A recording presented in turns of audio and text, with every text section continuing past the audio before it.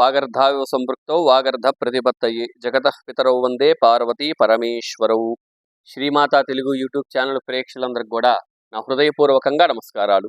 ఈరోజు మనం 2026 జనవరి రాశి ఫలితాలు ఏ విధంగా ఉన్నాయి అనేది తెలుసుకునే ప్రయత్నం చేద్దాం. అంతకంటే ముందుగా మీలో ఎవరికైనా జాతక సమస్యలు ఏదన్నా ఉన్నా, ఏ పరమైనటువంటి జాతక ఇబ్బంది ఉంది అని మీ మనసు కనిపించినా కింద కనిపిస్తున్న వాట్సాప్ నంబర్కి మెసేజ్ చేయండి. తప్పకుండా నేనే మీ జాతకాన్ని చూసి మీ యొక్క సమస్యకు అద్భుతమైనటువంటి పరిష్కారం చెప్పే ప్రయత్నం నేనే చేస్తాను.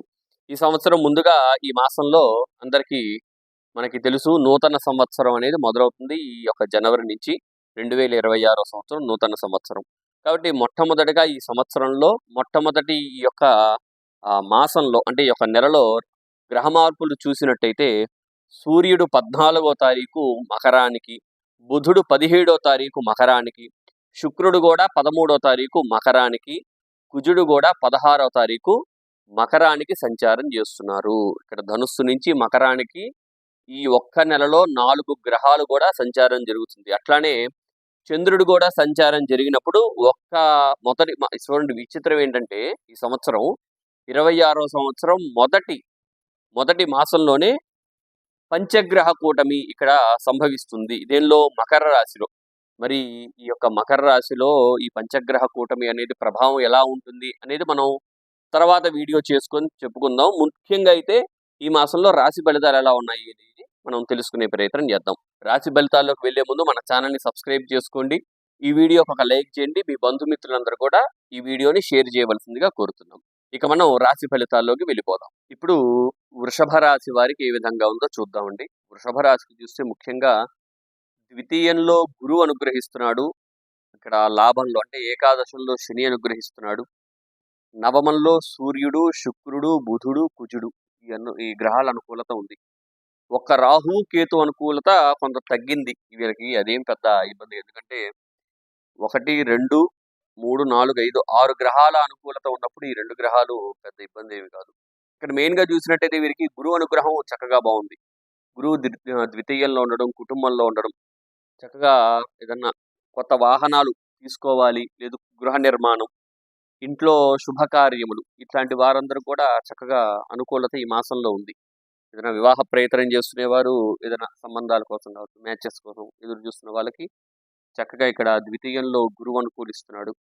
అట్లానే ఇక్కడ సప్తమాధిపతి అయినటువంటి కుజుడు కూడా నవమంలో ఉండడం వల్ల ఇక్కడ కొంత అదిగాక కుజుడికి ఉచ్చస్థానం ఈ యొక్క మకర రాశి కాబట్టి ఇక్కడ కుజుడు అనుకూలత ఉంది. కొత్త వివాహ ప్రయత్నం చేసే వారికి కూడా చక్కగా బాగుంటుంది అని చెప్పాలన్నమాట. ఆ తర్వాత చూసినట్టయితే వీరికి ముఖ్యంగా శని దశమానికి నవమానికి అధిపతి శని ఇక్కడ ఏకాదశంలో చక్కగా అనుకూలిస్తున్నాడనే చెప్పాలి. శని అనుగ్రహం వీరికి బాగుంది. గురువు అనుగ్రహం, శని అనుగ్రహం మాత్రం వీరికి ఈ సంవత్సరం మధ్యలో దాకా బాగుంది. ఈ మాసంలో ఇంకా అద్భుతంగా ఉంది. ఒక్క కేతు కొంత కుటుంబాలు అనుకూలించట్లేదు, అదేం పెద్ద ఆలోచించక్కర్లేదు మీరు. అట్లానే స్టూడెంట్స్కి, ముఖ్యంగా విద్యార్థులకు కూడా చదువు విషయంలో అద్భుతమైనటువంటి మార్పులు, లేదు చదువుకొని నూతన ఉద్యోగం కోసం ప్రయత్నం చేసే వారికి కూడా ఇక్కడ అద్భుతమైనటువంటి ఉద్యోగ అవకాశాలు కూడా ఈ యొక్క మాసంలో ఉన్నాయి. అట్లానే ప్రస్తుతం వ్యాపారం ఏదైనా చేయాలి అనే వారికి కూడా బాగుంది. ఈ యొక్క వృషభ రాశి వారు వ్యాపారం చేసుకునే వారికి కావచ్చు, ఇట్లా అన్ని పరంగా అండి అందరికీ చక్కగా బాగుంది. వృషభ రాశి వారు ఈ సంవత్సరం మొత్తం కూడా వృషభ రాశి వారికి అద్భుతంగా ఉన్నాయి. ఈ మాసంలో ఇంకా అద్భుతంగా ఉంది. అట్లానే నవమంలో ఎప్పుడైతే ఈ 4 గ్రహాల అనుకూలత ఒక నవమంలో ఉండడం అంటే చక్కగా మీ ఎప్పటి నుంచో ఆస్తుల విషయం కావచ్చు, మీ తండ్రి గారి తరతరాలు తండ్రి తరపున వచ్చే ఆస్తుల విషయం కావచ్చు, ఇట్లాంటివన్నీ కూడా చక్కగా మెరుగుపడతాయి ఇక్కడ. అది కాకుండా ఇక్కడ సూర్యుడు కూడా వీరికి నవమంలో ఉండడం ఇది ఎట్లా ఉంటుందంటే విద్యార్థులకి ఈ కుటుంబంలో తండ్రి మీద పిల్లలకి కొంత ప్రేమ ఆప్యాయతలు పెరగడం, లాభం పొందడం, తండ్రి వల్ల లాభం పొందడం.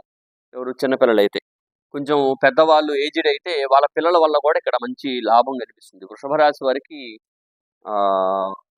నేను చాలా అద్భుతంగా ఉందనే చెప్పాలన్నమాట. ఈ వృషభ రాశి వారికి చక్కటి అనుకూలమైనటువంటి పరిస్థితులు బాగా ఉన్నాయి.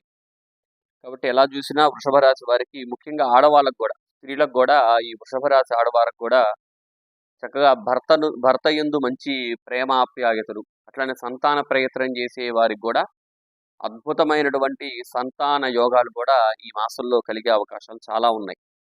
మీరు చక్కగా ఈ అవకాశాలు ఈ యొక్క గ్రహ అనుకూలత ఇంకా పెరగాలి అంటే చక్కగా దత్తారాధన చేయండి. దత్తాత్రేయ స్వామికి ఆరాధన చేస్తే ఈ అనుకూలత ఇంకా ఇంకా అద్భుతంగా మీకు పెరుగుతుంది.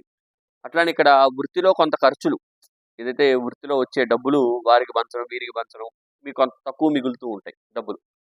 ఇట్లాంటి కొంత ఇబ్బంది ఉంది తప్పించి అది రాహు వల్ల అదేమి పెద్ద ఆలోచన అక్కర్లేదు.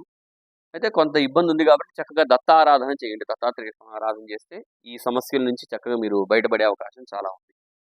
కాబట్టి ఈ వృషభ రాశి వాళ్ళు ఎవరైనా ఉంటే ఖచ్చితంగా మన ఛానల్ అయితే సబ్స్క్రైబ్ చేసుకోండి. ఈ వీడియో ఇంకింతేనండి. సెలవు. నమస్కారం.